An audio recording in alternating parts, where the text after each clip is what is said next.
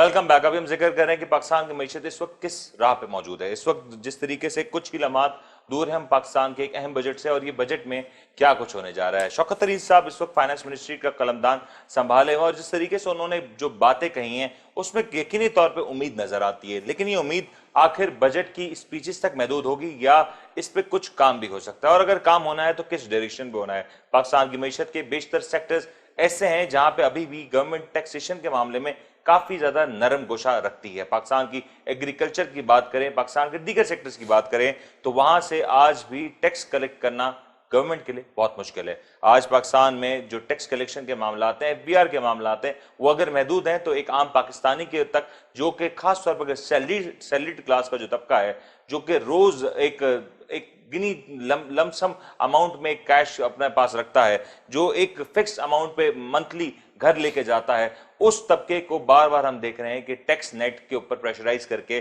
Tax net को बढ़ाने की बात होती है। लेकिन इस बार शायद गवर्नमेंट के इरादे कुछ नेक नजर आते हैं।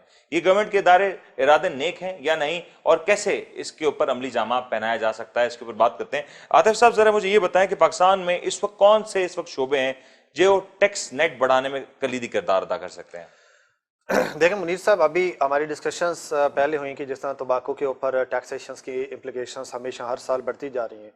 हमारे पास पाकिस्तान की, अगर इसी को थोड़ी लम्हे के लिए अगर लिंक करते हैं हम एग्रीकल्चर से, तो हमारे पास तंबाकू की प्रोडक्शन जब ग्रो करने के लिए बहुत अच्छे मौके हैं और अच्छी किस्म के तंबाकू मुख्तलिफ रीजन्स में प्रोड्यूस किए जा रहे हैं। उसी की यूटिलाइजेशंस आगे हो रही है, उसको हम एक्सपोर्ट करते हैं या पाकिस्तान में सेल आउट होता है, तो वहाँ से एक नेट टैक्स कलेक्शन ठीक ठाक आ जाती है। Ultimately it is a leading toward the agriculture production as well, और it can be export oriented as well.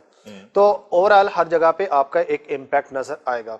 अच्छा, उसके अलावा कुछ सेक्टर्स ऐसे जहां पे जो डॉक्यूमेंटेड है, हमें थोड़ा सा इस चीज को जरूर मद्देनजर रखना होगा कि जब टैक्स पॉलिसीज बनाई जाती हैं तो उनका सिर्फ एक रोल नहीं है कि रेवेन्यू कलेक्शंस, वहां पे इकोनॉमिकल फैक्टर्स को कंसीडर किया जाता है टैक्स पॉलिसीज बनाते वक्त, वहां पे सोशल फैक्टर्स को देखा जाता है, वहां एनवायरमेंटल फैक्टर्स को देखा जाता है। इन जनरल जब भी टैक्स पॉलिसीज बनाई जाती हैं तो ये तमाम फैक्टर्स को मद्देनजर रखा जाता है। अगर अब हम बात करते हैं स्पेसिफिकली कि रेवेन्यू कलेक्शन, सही है, रेवेन्यू कलेक्शन ये अपनी जगह मौजूद है। बहुत सी डिबेट्स एंड डिस्कशंस में हमारे सामने ये चीज़ आती है कि एग्रीकल्चर के ऊपर टैक्स लगाया जाए, एग्रीकल्चर के ऊपर टैक्स लगाया जाए। अच्छा, इसके ऊपर कैसे लगाया जाए, कोई इसके ऊपर डिस्कस नहीं करता। क्वेश्चन ये है कि फर्स्ट ऑफ ऑल हमें ये देखना होगा कि as per are constitution agriculture के ऊपर टैक्स की डोमेन है ही प्रोविंसेस के पास, या तो उसको उठा के वापस फेडरल के पास लेके आए, तो उसका एक मैकेनिज्म बनाए, प्रॉपर स्ट्रक्चर और सिस्टम हो, तब जाके उसको टैक्सेशन की जाए। उससे हटके अगर हम प्रोविंशियल अथॉरिटीज की बात करते हैं तो वो ऑलरेडी इसके ऊपर टैक्स लगा रही हैं, एग्रीकल्चर के ऊपर ऑलरेडी टैक्स लगा रही हैं, but unfortunately across the Pakistan जो वो कलेक्ट कर पाते हैं वो उसका शायद 1 और 2% भी ना हो। तो प्रोविंशियल अथॉरिटीज को अपने सिस्टम या उसको स्ट्रक्चर को मॉडिफाई करना होगा, उनको ठीक करना होगा ताकि रेवेन्यू कलेक्शंस हो। अब ये रेवेन्यू कलेक्शंस को वो दोबारा से उसी एग्रीकल्चर में इंजेक्ट कर सकते हैं। बहुत सी जगहों पे डिबेट चल रही है कि हमारी एग्रीकल्चर ग्रोथ जो है वो 2.7% रही है। ये again as compare to previous period लो है, लास्ट ईयर 3.5 थी। तो वी आर सेइंग कि ये जीडीपी का 24% रिप्रेजेंट करता है ये, और एक्सपेक्ट कर रहे हैं कि ये 55% तक जा सकता है। अगर हम ये एक्सपेक्ट कर सकते हैं तो हमारी पॉलिसीज भी उस एक्सपेक्टेशंस के साथ अलाइंड होनी चाहिए, अदरवाइज वो एक्सपेक्टेशंस कभी मीट नहीं होंगी। ये वही एक्सपेक्टेशंस रहेंगी कि हम फ्यूचर के लिए देख रहे हैं कि ये होगा वो होगा, जब तक वो पॉलिसीज उस लाइन पे नहीं बनेंगी वो कभी भी नहीं हो पाएगा। बिल्कुल सही। इस वक्त अगर हम एग्रीकल्चर को ही सिर्फ और सिर्फ देखते हैं, वो रेवेन्यू वहां से, वो टैक्स वहां से कलेक्शन इस मोड में करें कि जिसके पास कम जमीन है, जिसके पास कम फसल है उसके ऊपर इंपैक्ट ना आए, हाँ जो बहुत ज्यादा कमा रहा है उसके ऊपर इंपैक्ट है, और वहां से कलेक्शन हो, और वो दोबारा through subsidies, through prices of diesel उसके रिड्यूस हो, वो अच्छे सीड्स दे सके, रिसर्च के ऊपर इन्वेस्ट कर सके। अल्लाह ताला ने हमें एक ऐसी ज़मीन से नवाजा है जिसमें हर टाइप का फल पैदा होता है। अल्लाह ताला ने हमें ऐसी ज़मीन से नवाजा है जिसके ऊपर हर टाइप की फसल होती है। हम बेस्ट कॉटन बनाते हैं, हमारे पास चावल है, हमारे पास गन्ना है, हमारे पास आटा मतलब गंदम है, जौ है, बहुत सी प्रोडक्ट्स है। क्या उसकी जो सीड है उसकी ग्रोथ को बढ़ाने के लिए कोई रिसर्च का काम चल रहा है? क्या उसके अंदर इस हद तक इन्वेस्टमेंट की जा रही है? नहीं। क्या हमारा नहरी सिस्टम उस हद तक सही है कि पानी डिस्ट्रीब्यूशन प्रॉपरली हो रही है? नहीं। तो अल्टीमेटली आपके जो एग्रीकल्चरल ग्रोथ है वो कम हो रही है। तो आप ये भी देखते हैं कि हमारे एग्रीकल्चर सी ऐसी प्रोडक्ट्स हैं जो बहुत सी अदर प्रोडक्ट्स का इंटीग्रल पार्ट होती हैं, as a raw material use होते हैं। आपने ये देखा होगा कि सिर्फ अगर मैं कॉटन की बात करता हूं तो पिछले साल में जो अभी इन्होंने हमें फिगर्स दी हैं गवर्नमेंट ने, उसके हिसाब से तो डिक्लाइन है, और कॉटन आपके टेक्सटाइल में यूटिलाइज होती है। और आज हम ये भी कहते हैं कि हम टेक्सटाइल में बेस्ट हैं और पाकिस्तान से बाहर बहुत बड़ी एक्सपोर्ट कर रहे हैं। तो जब ये ग्रोथ बढ़ेगी तो वहां पे भी बेनिफिट होगा और अल्टीमेटली एक्सपोर्ट के लिए भी बेनिफिशियल हो जाएगा। तो अदरवाइज एक छोटी सी मैं एग्जांपल के तौर पे आपकी बात करता हूं, हमारा एग्रीकल्चरल ग्रोथ रेट उस हिसाब से नहीं है जिस हिसाब से होना चाहिए। हमारे पास स्टेट बैंक की अपनी ऑफिशियल वेबसाइट से आप फिगर्स देखेंगे तो पिछले साल जो है वो 2.5 बिलियन वेजिटेबल प्रोडक्ट्स जो है वो एक्सपोर्ट की गई। ये 9 मंथ्स की फिगर्स हैं। ठीक है। अभी जुलाई टू मार्च की जो फिगर दी गई है ये 2.4 बिलियन डॉलर दी गई है, अल्टीमेटली डिक्लाइन हुआ है। As compare to it's a more interesting thing, हम कहते हैं कि हम एग्रीकल्चर प्रोडक्ट प्रोड्यूस करने वाली कंट्री हैं, ऑन दैट साइड उसको अगर एज कंपेयर टू एक्सपोर्ट हम इंपोर्ट को देखें तो इस साल तो इंपोर्ट हमारी बहुत ज्यादा बढ़ गई है। सिर्फ वेजिटेबल प्रोडक्ट का मैं जस्ट कंपैरिजन दे रहा हूं। लास्ट ईयर ये 9 मंथ्स की जो फिगर है 1.8 बिलियन थी और इस साल ये 1.8 बिलियन से बढ़ के 3.1 बिलियन हो चुकी है। तो अल्टीमेटली हमारी आज भी agriculture products that's mean vegetable products जो है उसकी इंपोर्ट ज्यादा है, एक्सपोर्ट कम है। देखें, इकोनॉमी को बूस्ट देने के लिए या कंट्री की वेल्थ को इंक्रीज करने के लिए यह है कि पैसा किसी और जगह से आए, बाहर से आए। मेरा पैसा मेरे ही मुल्क के अंदर एक घर से दूसरे घर में, एक खानदान से दूसरे खानदान में, एक प्रोविंस से दूसरे प्रोविंस में जा रहा है तो हमारा वॉल्यूम ओवरऑल नहीं बढ़ रहा। हमारा वॉल्यूम उस वक्त बढ़ेगा जब पैसा बाहर से हम लाएंगे, हमारी प्रोडक्ट्स आउटसाइड पाकिस्तान जाएंगी। तो अल्टीमेटली जहां पे एग्रीकल्चर एक वाइटल रोल प्ले करता है हमारी इकोनॉमी में, उसको दोबारा से रिकंसिडर करना पड़ेगा। जहां जहां सब्सिडाइज करना चाहिए वहां करना पड़ेगा। एक छोटी सी एग्जांपल देता हूं, डीजल। आप देखेंगे बहुत साल पहले डीजल की प्राइसेस पेट्रोल से कम होती थी, आज वाइस वर्सा है। क्या उसकी प्रोडक्शन कॉस्ट बढ़ गई है? नहीं। हमें उस जो हमारा जो डीजल है वो सबसे ज्यादा खपत होती है ट्रैक्टर में, पीटर इंजन में, या वहां पे जो मशीनरी यूज कर रहे हैं वहां पे। अगर वहां हम बेनिफिट देंगे, रोड एक्सेस देंगे ताकि उस ग्रोअर का प्रोडक्ट जो है वो मार्केट तक पहुंचे, तो हम वहां से ऑटोमेटिकली बेनिफिट ले सकते हैं। एक और इंटरेस्टिंग थिंग कि हमारे पास जो लेबर है वो अराउंड 50% लेबर सारी की सारी एग्रीकल्चर ओरिएंटेड इंडस्ट्री के साथ मुंसलिक है, जो बहुत ज्यादा वहां वो खपत वहां पे हो रही है। अगर यहाँ वहां पे प्रोडक्शन कम होगी, वो इंडस्ट्री या वो सेक्टर हमारा ग्रो नहीं करेगा, तो हमारी जो लेबर फौज है उसके लिए मुस्तकबिल के लिए प्रॉब्लम हो सकता है। तो ये तमाम पॉलिसीज बनाते वक्त हमें ये देखना चाहिए, गवर्नमेंट को इस चीज को रिकंसिडर करना होगा कि किन किन पॉइंट्स पे वो सब्सिडाइज कर सकते हैं, कौन कौन सी जगहों पे फर्दर बूस्ट देना चाहिए। जिस तरह नहरी निजाम की बात करते हैं तो पानी की कमी इतनी ज्यादा नहीं है जितनी शो ऑफ होती है, उसकी डिस्ट्रीब्यूशन नहीं है, उसका वेस्टेज बहुत होता है। पक्की नालियां नहीं है, नहरी निजाम पक्का नहीं है, पानी का वेस्टेज होता है।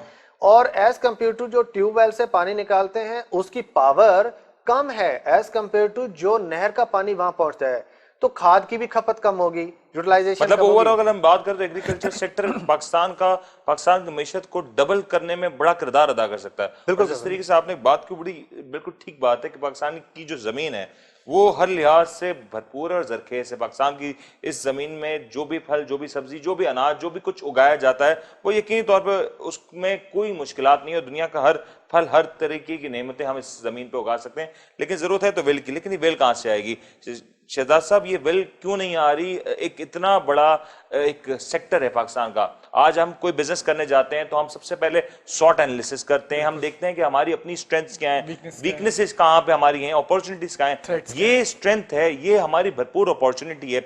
इस वक्त दुनिया भर की ट्रेड मुतासर है, हमारे पास ज़रई जमीन है और भरपूर जमीन में कोई मतलब कमी नहीं है। एक बड़ा खिता है पाकिस्तान का, क्यों हम इसको एक टर्न अराउंड नहीं कर पा रहे? बारिशें, अगर गुज़श्ता 3 सालों की बात करें, बारिशें बेहतर हुई।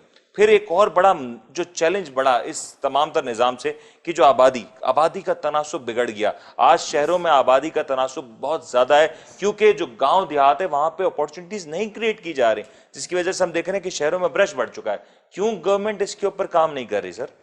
اچھا، اس میں دو بہت انٹرسٹنگ فیکٹس ہیں. پہلا فیکٹ یہ ہے کہ ساری زندگی مجھے بچپن سے بتایا گیا کہ ہم ایک ایگریکلچر نیشن ہیں. دوسری چیز مجھے بچپن سے سکھائی گئی کہ ہم معدنی وسائل سے مالا مال ہیں. یہ دو چیزیں مجھے بچپن سے پاکستان کے بارے میں بتائی گئیں. حیرت انگیز طور پہ میں یہ دیکھتا ہوں کہ آپ کا مائننگ کا سیکٹر ڈکلائن میں ہے. میں یہ دیکھتا ہوں کہ آپ کا ایگریکلچر جو ہے اس طرح سے کنٹریبیوٹ نہیں کر رہا جس طرح کرنا چاہیے. جب آپ کے دو میجر سیکٹرز کنٹریبیوٹ نہیں کر رہے، اس کے پیچھے ریزن کیا ہے؟ اس کے پیچھے ریزن یہ ہے کہ ہم نے ان چیزوں کو اس طرح سے امپورٹنس نہیں دی. ہم فار ایگزامپل بجٹ کو ہم سمجھتے ہیں کہ ایک ریونیو کلیکشن کا میکینزم ہے. ہم اس کو اکنامک ایکٹیویٹی کا کیٹلسٹ کیوں نہیں سمجھتے؟ ہم واپس سے ایگریکلچر میں، مائننگ میں اور ان انفراسٹرکچر میں، ان سیگمنٹس میں ہم واپس سے انویسٹ کیوں نہیں کرتے ہیں؟ ہمارا سارا کا سارا فوکس ریونیو کلیکشن پہ ہو جاتا ہے. ہمارے سارا فوکس یہ ایگریکلچر کے بارے میں جو لوگ بات کریں گے وہ یہ کہیں گے کہ ٹیکس کلیکشن سے نہیں آ رہا، یہ اتنا کنٹریبیوٹ نہیں کر رہا. لیکن آپ یہ تو دیکھیں کہ اگر کنٹریبیوٹ کر رہا ہے یا نہیں کر رہا، وہ فیکٹ اپنی جگہ ہے. وہ اکانومی میں جو کنٹریبیوٹ کرنا چاہیے، ہم دنیا میں ہماری ایگریکلچر جو ہے اس کی آر این ڈی کس لیول پہ، ہم آر این ڈی میں کتنا اس کو سپورٹ کر رہے ہیں. ہمارے یہاں پر جو ایک پر ایریا جو آپ کی کیپیسٹی ہوتی ہے، جو آپ کی آؤٹ پٹ ییلڈ ہے، وہ کتنی ہے چیزوں کی، ہم وہ کیوں نہیں دیکھ رہے ہیں؟ ہم ان میں کیوں نہیں انویسٹ کر رہے ہیں؟ سملرلی میں نے کہا جیسے مائننگ کی میں نے بات کی، مائننگ میں آپ کے نمبرز نیگیٹو سائڈ پہ گئے ہیں پچھلے سال میں. ہم ان چیزوں کی طرف فوکس نہیں کر رہے ہیں. یہ کچھ سیگمنٹس ایسے ہیں جن کی وجہ سے آپ کی اکانومی چلتی ہے. آپ نے بالکل صحیح کہا، آپ کا انفلکس ہو رہا ہے، آپ کے یہاں سٹیز میں انفلکس ہو رہا ہے پاپولیشن کا. جب اپرچونٹیز نہیں ملیں گی، جب انفراسٹرکچر پراپر نہیں ہوں گی، چاہے وہاں پہ ڈیولپمنٹ نہیں ہوگی، انہی کے انوائرمنٹ میں ان کو سپورٹ نہیں کیا جائے گا، تو انفلکس تو ہونا ہے پاپولیشن کا. لیکن شہزاد صاحب، ایک پاکستان کی معیشت کا سب سے بڑا المیہ یہ بھی تو ہے نا کہ پاکستان میں جو لاز بنائے جاتے ہیں وہ عام طور پہ فیسیلیٹیٹ کرتے ہیں ایک مخصوص طبقے کو. ایگریکلچر سیکٹر کی بات کریں، ٹیکسیشن کا نظام ضرور چلے موجود ہے، لیکن وہ اگین کہیں نہ کہیں سپورٹ کر رہا ہے ان بڑے کسانوں کو یا وڈیروں کو، جاگیرداروں کو، جن کے پاس کسی قسم کی کوئی کمی نہیں. آج ہم نے دیکھا کہ پاکستان جیسے ملک میں چینی کا اسکینڈل ہے، کیونکہ چینی پیدا ہوتی ہے تو اسکینڈل ہے، اگر نہ ہوتی تو اسکینڈل نہ ہوتا. آج پاکستان میں گندم کی شارٹیج ہے، اور کیوں ہے ہم سب کو پتا ہے، کیونکہ کارٹلائزیشن ہے، صوبوں کے درمیان ایک مس انفارمیشن ہے، لیک آف انفارمیشن شیئرنگ کا نظام نہیں. تو یہ جب تمام چیزیں ہوں گی تو کس طریقے سے، کیونکہ آج چھوٹا کسان تو پاکستان کا ویسے ہی مشکل سے زندگی گزار رہا ہے، لیکن جو بینیفٹ لے جاتا ہے وہ بڑا کسان ہے، جو بڑا ایک ٹھیکیدار ہے، بڑا ایک تاجر ہے، وہ بینیفٹ لے جاتا ہے سسٹم کے. ان لیکیجز کو کس طریقے سے کنٹرول کریں، اور اگر یہ لیکیجز کنٹرول ہو جاتے ہیں تو پاکستان کی اکانومی میں کتنا بڑا کنٹریبیوشن آ سکتا ہے اس سے؟ میرا خیال سے اگین کیونکہ ایگریکلچر آپ کا میجر چنک ہے، آپ کی میجر پاپولیشن ایگریکلچر کے ساتھ لنکڈ ہے. اکانومی کی سائڈ پہ، ٹیکس کی سائڈ پہ اگر لیجسلیشن پراپر ہوتی ہے اور پراپرلی امپلیمنٹ ہوتی ہے تو آبویسلی آپ کے ٹرن اراؤنڈ کے لیے سب سے میجر فیکٹر ہوگا یہ، آپ کی اکانومی کے لیے، آپ کے نارمل پاپولیشن کے لیے، کامن مین کے لیے. کیونکہ سب کی میجورٹی جب اس کے ساتھ لنکڈ ہے تو آبویسلی جب وہاں ٹرن اراؤنڈ ہوگا تو اس کا ٹرکل ڈاؤن افیکٹ آنا ہی آنا ہے. عاطف صاحب، میں اگر ایک بات بڑے انٹرسٹنگ ہے، ہمارا ریسنٹلی کرنٹ اکاؤنٹ کافی عرصے سے سرپلس رہا، اور اس سرپلس میں کافی حد تک جو ڈینٹ ریسنٹلی پڑا وہ ایگریکلچر سیکٹر کی وجہ سے پڑا، کیونکہ ہم نے کاٹن کی امپورٹ کی، ہم نے ویٹ کی امپورٹ کی، ہمیں دیگر چیزوں کی امپورٹ کرنی پڑ گئی جو پاکستان نے ایک وقت میں خود سرپلس ہوا کرتی تھی. پاکستانی کاٹن دنیا بھر میں مشہور رہی، پاکستان کی پروڈکشنز دنیا بھر میں مشہور رہی، لیکن ایک تو ان کی امپورٹ ہونا، پھر دوسرا ایک سب سے بڑا چیلنج ہے ویلیو ایڈیشن کا نہ ہونا. آج پاکستان میں ویلیو ایڈیشن کا جو سیکٹر ہے وہ پوری طریقے سے غیر فعال نظر آتا ہے. پاکستان میں ویلیو ایڈڈ پروڈکٹس نظر نہیں آتی، اور اگر ان ویلیو ایڈڈ پروڈکٹس کو ہم ایکسپورٹ کرنا شروع کر دیں تو یہ بات بھی اگین یقینی ہے کہ پاکستان کے ایکسپورٹس کے نمبر بہت حد تک ملٹیپلائی ہو سکتے ہیں. دیکھیں منیر صاحب، آپ تھوڑا سا ٹائم پیریڈ پیچھے دیکھیں تو ہمارے پاس فگرز آ رہی تھی کہ پاکستان کے ٹیکسٹائل پروڈکٹس نے بہت زیادہ ایکسپورٹ کیا اور اس کے بعد ان کے پاکستان کے اندر بہت بڑا ریونیو آیا. دیٹس مین گل احمد کا آیا، یونس ٹیکسٹائل آیا، تمام ادر الکرم والے کی فگرز آئیں، تمام ٹیکسٹائل اورینٹڈ آرگنائزیشنز کی یہ فگر ہیں. آپ کاٹن کی بات کر رہے ہیں، کاٹن کی سب سے زیادہ پروڈکشن ہمارے پاس سندھ میں ہو رہی ہے. تو سندھ کی زمین آج بھی بہت کھلی اور بہت اچھی بہت سی جگہوں پہ بہت سے ایریاز میں, بٹ انفارچونیٹلی اس کے اوپر پروڈکشن نہیں ہو پا رہی, وہاں پہ کاشتکاری اس طریقے سے نہیں ہو پا رہی جس طریقے سے ہونی چاہیے. اب اس کے بیک اینڈ پہ کیا وہ پالیسیز ہیں گورنمنٹ کی؟ سر سندھ میں شوگر ملیں بہت ساری ہے نا, مخصوص شوگر ملیں ہیں, کچھ شوگر ملز ہیں جس کی وجہ سے شاید وہ کاٹن کی وجہ سے شوگر کی کاشتکار کو سپورٹ. دیکھیں منیر صاحب, ایک چیز ہمیں سمجھنی پڑے گی, کچھ سپورٹ جو ہے وہ اسٹیٹ کو گورنمنٹ کو دینے پڑتے ہیں. آپ R&D کی بات کر رہے ہیں, آپ ڈیولپمنٹ کی بات کر رہے ہیں, یہ انڈیویجول کسان نہیں کرے گا. یہ آپ مجھے بتائیں سر 50% کے ساتھ کسان کا تو اس وقت مسئلہ یہ ہے کہ وہ چیز پروڈیوس کرے گا جس کی اس سے کھپت ہوگی, جس کی ڈیمانڈ مارکیٹ میں موجود ہے. آج پاکستان میں ہم نے جان پوچھتے ہوئے کاٹن کو نیگلیکٹ کیا جس کی وجہ سے کاٹن کی شارٹیج ہوئی, پھر کراپ خراب ہونا ایک اور بڑا ریزن ہو گیا.